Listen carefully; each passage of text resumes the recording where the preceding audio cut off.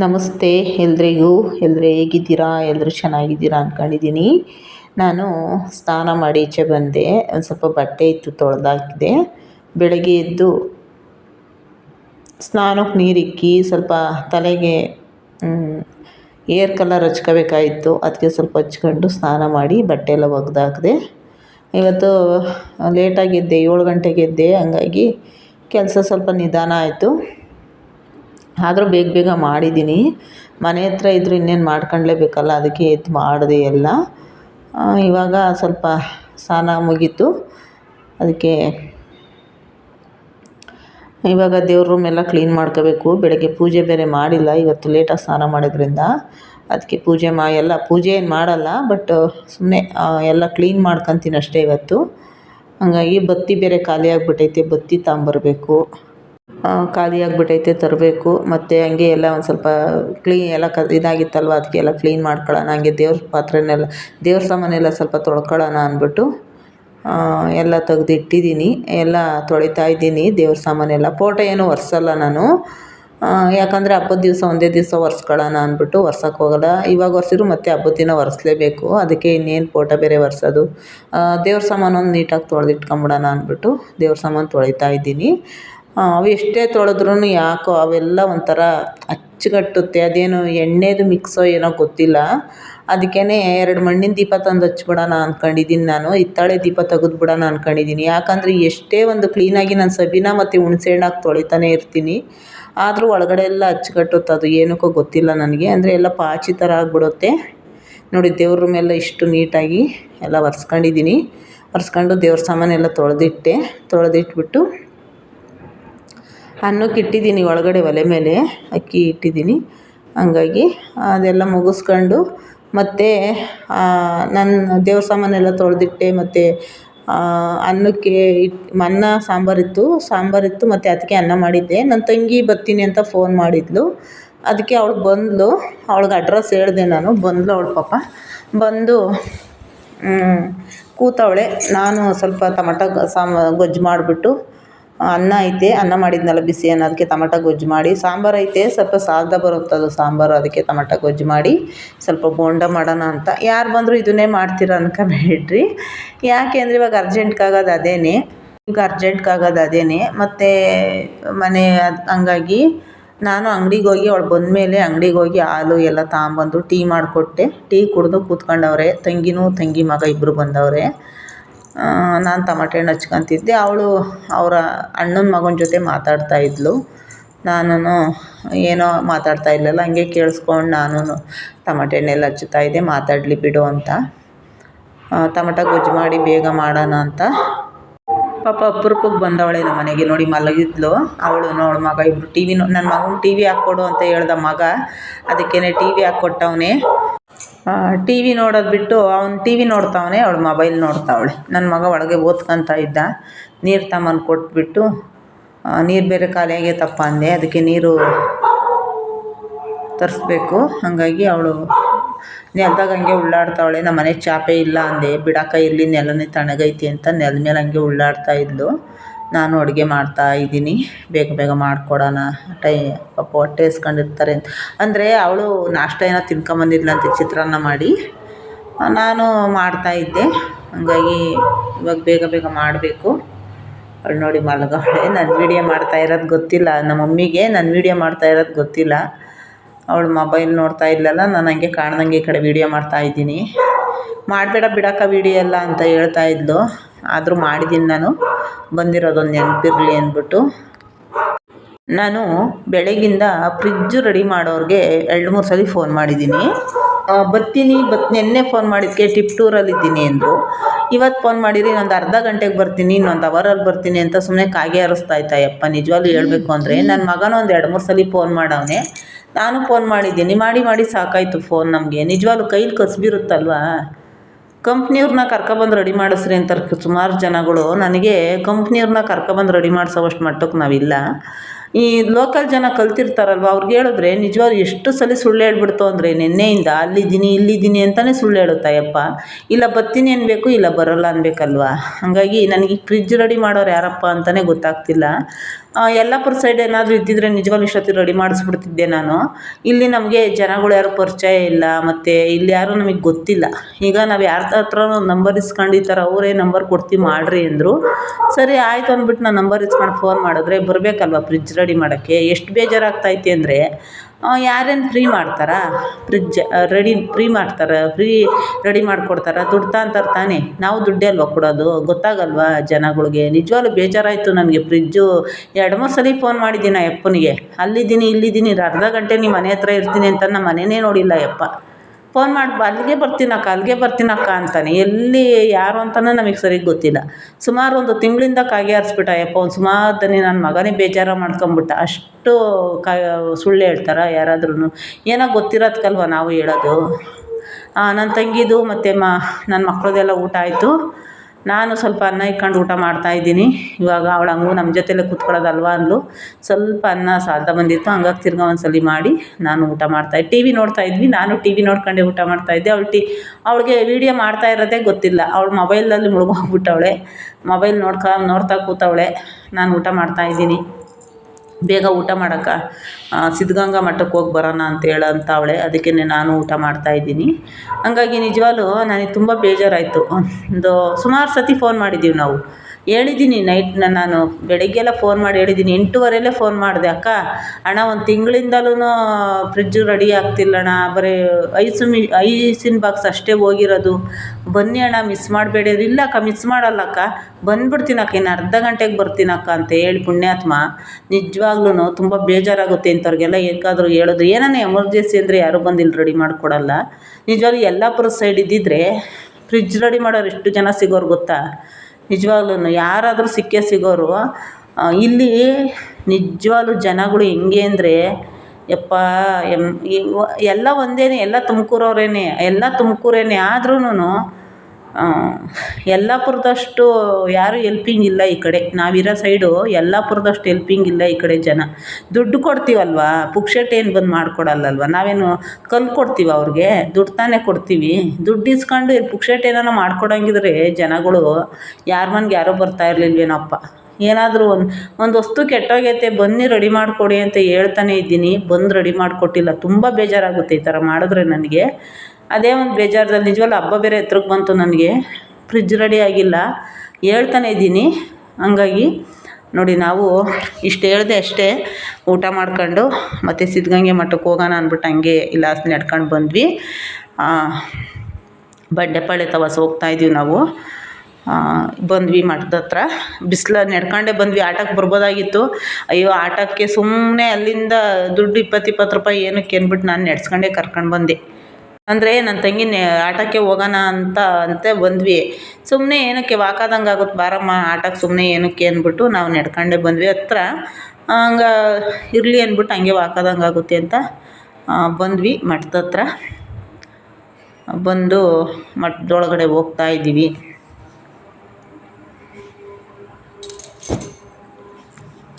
ಅವರಿಬ್ಬರು ಮುಂದೆ ಹೋಗ್ತಾವ್ರೆ, ನಾವು ಹಿಂದೆ ಹೋಗ್ತಾಯಿದ್ದೀವಿ. ನನಗೆ ವೀಡಿಯೋ ಮಾಡ್ಕೊಂಡು. ಜಾತ್ರೆಯಲ್ಲಿ ನಾನು ವೀಡಿಯೋ ಮಾಡಿರಲಿಲ್ಲ ಬಂದು. ಯಾಕಪ್ಪ ಅಂದರೆ ಸಿದ್ಧಗಂಗೆ ಮಠದ ಜಾತ್ರೆಯಲ್ಲಿ ಯಾಕೋ ನನ್ನ ವೀಡಿಯೋಗಳು ಸ್ವಲ್ಪ ಡಲ್ ಆಗಿಬಿಡ್ತವೆ. ಅದಕ್ಕೋಸ್ಕರ ನಾನು ವೀಡಿಯೋ ಮಾಡಿರಲಿಲ್ಲ. ಇವತ್ತು ಫ್ರೀಯಾಗಿತ್ತು. ಸುಮ್ಮನೆ ನನಗೆ ಹತ್ರದಲ್ಲೇ ಐತೆ, ಬಟ್ ನಾನು ಜಾಸ್ತಿ ಈ ಕಡೆ ಬರೋಲ್ಲ. ಒಂದು 2 ವೀಡಿಯೋ ಅಷ್ಟೇ ನಾನು ಮಾಡಿರೋದು ಮಠದ್ದು. ಅದ್ರ ಮೇಲೆ ನಾನು ವೀಡಿಯೋ ಮಾಡಿಲ್ಲ. ಯಾಕಂದರೆ ಇದು ನನಗೆ ಯಾಕೋ ಸರಿ ಹೋಗ್ತಿಲ್ಲ. ಹಂಗಾಗಿ ವೀಡಿಯೋ ಏನು ಮಾಡೋಕ್ಕೆ ಹೋಗಲ್ಲ ನಾನು ಸಿದ್ಧಗಂಗೆ ಮಠದ್ದು. ಯಾಕಂದರೆ ನಮ್ಮ ತುಮಕೂರು ಆಲ್ಮೋಸ್ಟ್ ಎಲ್ಲ ಹಾಕೇ ಇರ್ತಾರೆ ವೀಡಿಯೋ ಇನ್ಸ್ಟಾಗ್ರಾಮಾಗೆಲ್ಲ. ಹಂಗಾಗಿ ನಾನು ಜಾಸ್ತಿ ಸಿದ್ಧಗಂಗೆ ಮಠದ ವೀಡಿಯೋ ಮಾಡೋಕ್ಕೆ ಹೋಗಲ್ಲ. ಇವತ್ತು ನನ್ನ ತಂಗಿ ಜೊತೇಲಿ ಬಂದೆ ಅಂತ ಅಂದ್ಬಿಟ್ಟು ನಾನು ವೀಡಿಯೋ ಮಾಡ್ತಾಯಿದ್ದೀನಿ.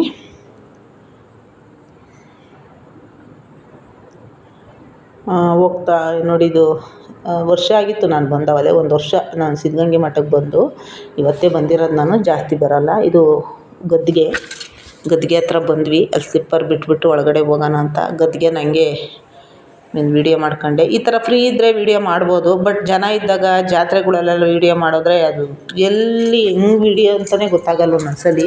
ಹಂಗಾಗಿ ನಮ್ಮಂಥವ್ರು ಬೇಜಾನ್ ಜನ ಅವ್ರೆ ವೀಡಿಯೋ ಮಾಡೋರು. ಹಂಗಾಗಿ ಎಲ್ಲರೂ ಮಾಡುತ್ತಿರ್ತಾರಲ್ವ, ಹಂಗಾಗಿ ನನಗೂ ಮಾಡಿದ ಪ್ಲೇಸೇ ವೀಡಿಯೋ ಮಾಡೋಕ್ಕೆ ನನಗೂ ಇಷ್ಟ ಆಗೋಲ್ಲ. ಹಂಗಾಗಿ ನಾನು ಮಾಡಿರಲಿಲ್ಲ, ಇವತ್ತು ಮಾಡಿದೆ ಅಷ್ಟೇ. 2 ವೀಡಿಯೋ, ಇದು ಸೇರಿ 3 ವೀಡಿಯೋ ಮಾಡಿದ್ದೀನಿ ಅಷ್ಟೇ ನಾನು ಸಿದ್ಧಗಂಗೆ ಮಠದ್ದು.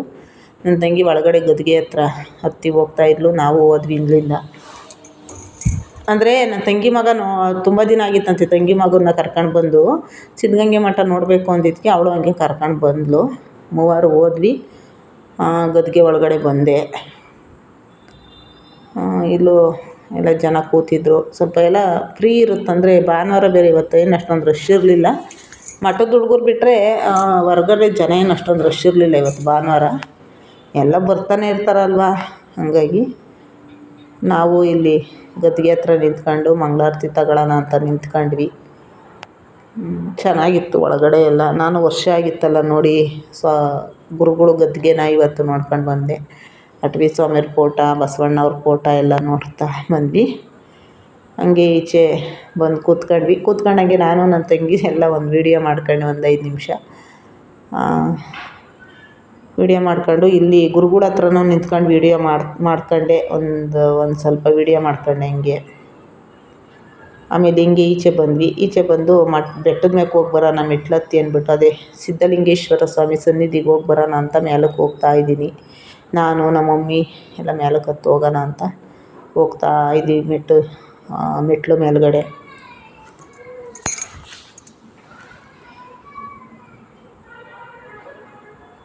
ಚೆನ್ನಾಗಿತ್ತು. ಖಾಲಿ ಏನು ಅಷ್ಟೊಂದೇನು ರಶ್ ಇರಲಿಲ್ಲ, ಹಂಗಾಗಿ ತುಂಬ ಚೆನ್ನಾಗಿತ್ತು. ಮೆಟ್ಲು ಹತ್ತಕ್ಕೆ ಒಂಥರ ಖುಷಿ ಇಲ್ಲಿ.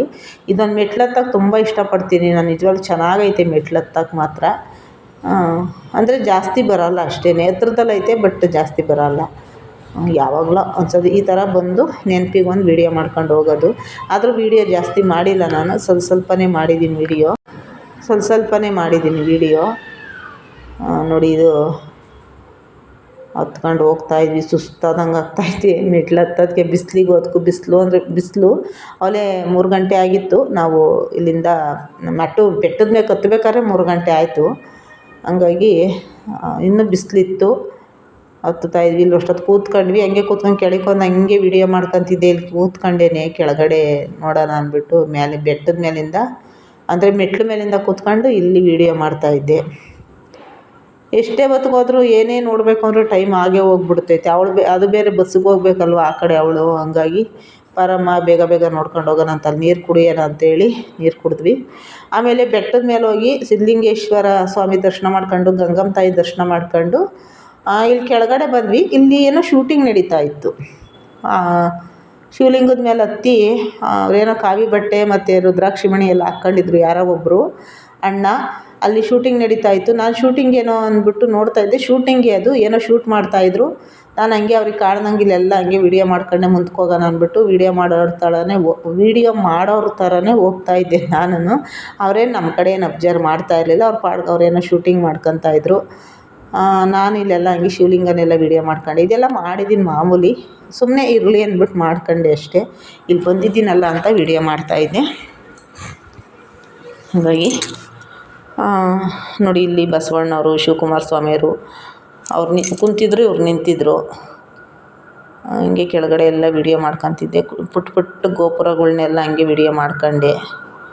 ಜಾತ್ರೆಲ್ಲಂತೂ ಇಲ್ಲೆಲ್ಲ ಬರೋಕ್ಕೆ ಆಗೋಲ್ಲ, ಯಾಕಂದರೆ ಕತ್ಲಿರೋಲ್ಲ. ಬಟ್ ಈ ಕಡೆಗೆಲ್ಲ ನಾವು ಬರೋದೇ ಇಲ್ಲ ಜಾತ್ರೆಗಳಲ್ಲಿ. ಇಲ್ಲೆಲ್ಲ ಕಾಲಿಗೆ ಕಕ್ಕೋ ಜಾಗ ಇರೋಲ್ಲ ಬಿಡಿ ಅವಾಗ, ಆ ಟೈಮಲ್ಲಿ ಜಾತ್ರೆ ಟೈಮಲ್ಲಿ. ನೋಡಿ, ದೊಡ್ಡ ಬಸವಣ್ಣ ಮಲಗಿದ್ರು. ಅವ್ರನ್ನೂ ಹಂಗೆ ವೀಡಿಯೋ ಮಾಡ್ಕೊತಾ ಇದ್ದೆ. ಚೆನ್ನಾಗಿ ಕಾಣಿಸ್ತಿದ್ರು ಬಸವಣ್ಣವರು, ಅವ್ರನ್ನೂ ವೀಡಿಯೋ ಮಾಡ್ಕೊತಿದ್ದೆ. ಚೆನ್ನಾಗಿ ಮಾಡೋರು ಸಿದ್ಧಗಂಗೆ ಮಠನೂ. ಆಮೇಲೆ ಈ ಕಡೆ ಶೂಟಿಂಗ್ ಮಾಡ್ಕೊತಾ ಇದ್ದೆ. ಅವ್ರು ಶೂಟಿಂಗ್ ಮಾಡ್ತಾಯಿದ್ರು, ನಾನು ಈ ಕಡೆ ನಿಂತ್ಕೊಂಡು ವೀಡಿಯೋ ಮಾಡ್ಕೊತಿದ್ದೆ. ಅಲ್ಲಿ ಯಾರೋ ಒಬ್ಬರು ಬಂದು ಅದೆಲ್ಲ ವೀಡಿಯೋ ಮಾಡಿ ಹಾಕಬೇಡಿ ಅಂತಿದ್ರು. ಅವರು ಶಿವಲಿಂಗದ ಮ್ಯಾಕೆ ಹತ್ಬಿಟ್ಟು ನೀರು ಹಾಕ್ರಿ ಅಂತ ಅವ್ರು ಯಾರೋ ಹೇಳ್ಕೊಡ್ತಾಯಿದ್ರು, ಕ್ಯಾಮ್ರಾಮೇನು.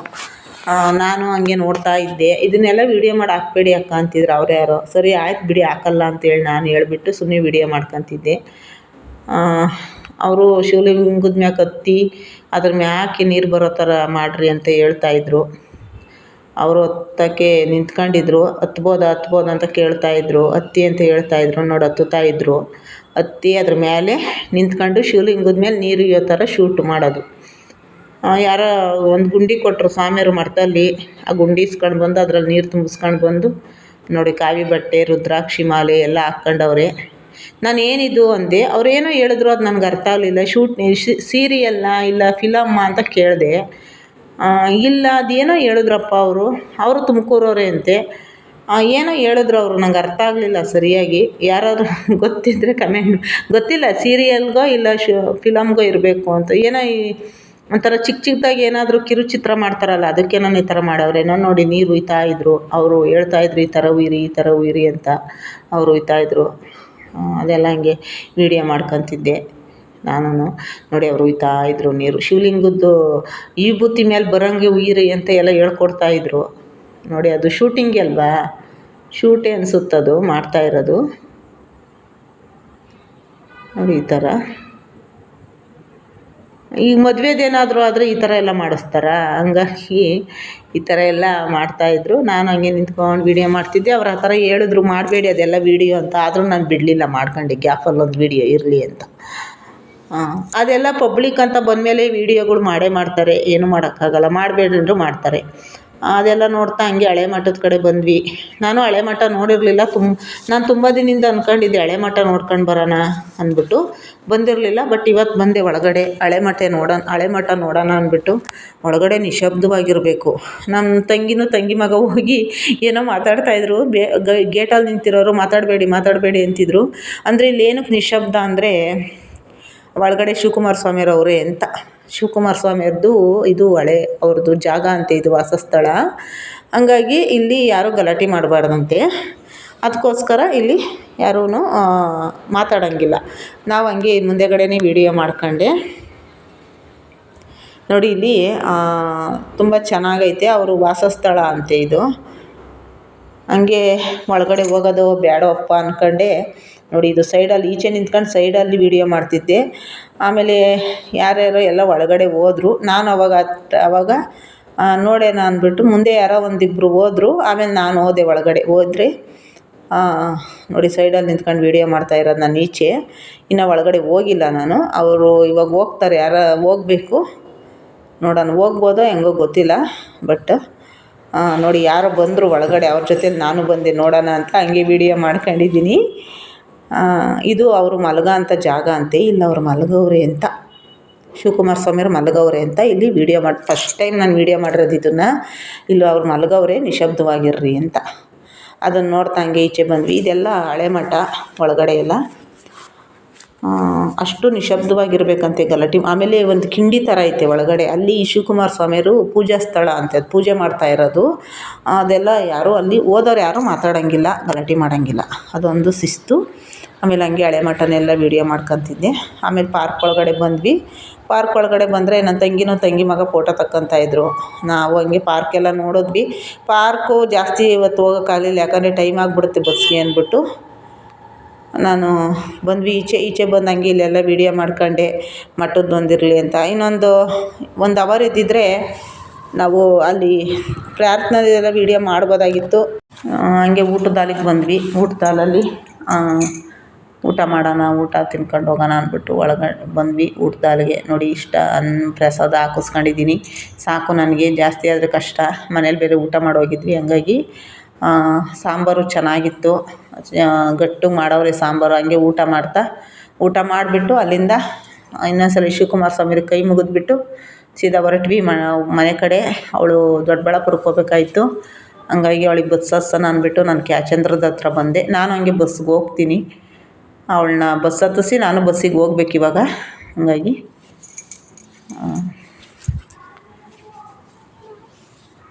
ತುಂಬ ಚೆನ್ನಾಗಿತ್ತು. ಇಲ್ಲೆಲ್ಲ ಹಂಗೆ ಈ ಕಡೆ ಎಲ್ಲ ಅವಲ್ಲಿ ವೀಡಿಯೋ ಮಾಡಿದ್ದೀನಿ. ಇಲ್ಲೇನು ಮಾಡಲ್ಲ ನಾನು. ಇದು ರೈಲು, ಕ್ಯಾಚಂದ್ರ ರೈಲ್ವೆ ಸ್ಟೇಷನ್, ರೈಲ್ವೆ ಗೇಟು. ಇಲ್ಲೊಂದು ವೀಡಿಯೋ ಮಾಡ್ಕೊಂಡೆ ನಾನು. ಹಂಗೆ ನಿಂತ್ಕೊಂಡಿದ್ನಲ್ಲ, ಹಂಗೆ ಇಲ್ಲೊಂದು ವೀಡಿಯೋ ಮಾಡ್ಕೊಂಡೆ. ಇದೇ ನೋಡಿ ಸಿದ್ಧಗಂಗೆ ಮಠ. ಹೋಗಿದ್ವಿ ಇವತ್ತು. ಅಲ್ಲಿ ಕೂತ್ಕೊಂಡ್ರೆ ಆ ಸ್ವಾಮಿ ಗುರುಗಳ ಗದ್ದಿಗೆ ಹತ್ರ ಕೂತ್ಕೊಂಡ್ರೆ ಏನೋ ಒಂದು ಮನಸ್ಸಿಗೆ ಸಮಾಧಾನ ಅಲ್ವಾ. ನಿಜವಾಗ್ಲೂ ತುಂಬ ಚೆನ್ನಾಗಿ ಕಾಣಿಸ್ತಿತ್ತು.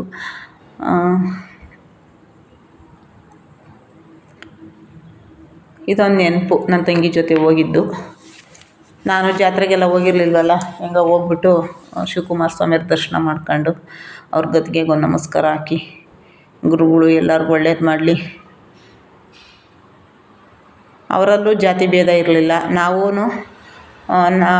ಹಂಗಾಗಿ ನಾವು ಒಂದು ಸ್ವಲ್ಪ ಗುರುಗಳಿಗೊಂದು ನಮಸ್ಕಾರ ಹಾಕ್ಕೊಂಡು ಜಾತಿ ಭೇದ ಏನು ಇಲ್ಲದಂಥ ಒಂದು ಮಹಾನ್ ಗುರುಗಳು ಅಂದರೆ ಶಿವಕುಮಾರ ಸ್ವಾಮಿಯವರು. ಅವರಲ್ಲಿ ಒಂದು ಜಾತಿ ಭೇದ ಯಾವ ಜಾತಿ ಏನೂ ಇರಲಿಲ್ಲ. ಅದೊಂದು ಅವ್ರದ್ದು ಒಂದು ಗುಣ. ಹಂಗಾಗಿ ಅವ್ರು ಇವತ್ತು ದೇವರು. ಗದ್ಗೆಗೆ ಹೋದವ್ರು ಎಷ್ಟೋ ಜನ ಇದು ಅಟವಿ ಸ್ವಾಮಿಗಳ ಒಂದು ಗದ್ದಿಗೆ, ಅಟವಿ ಸ್ವಾಮಿಗಳ ಗದ್ದಿಗೆ. ಇನ್ನೊಂದು ಸಿದ್ಧಲಿಂಗೇಶ್ವರ ಸ್ವಾಮಿ ಗದ್ದಿಗೆ. ಇದು ಶಿವಕುಮಾರ ಸ್ವಾಮಿಯವರು ಮಲಗ್ತಿದ್ದಂಥ ಜಾಗ ಅಂತೆ. ಅವರು ಕೂತ್ಕೊಂತಿದ್ದ ಜಾಗ ಅನಿಸುತ್ತೆ, ಗೊತ್ತಿಲ್ಲ ನನಗೆ.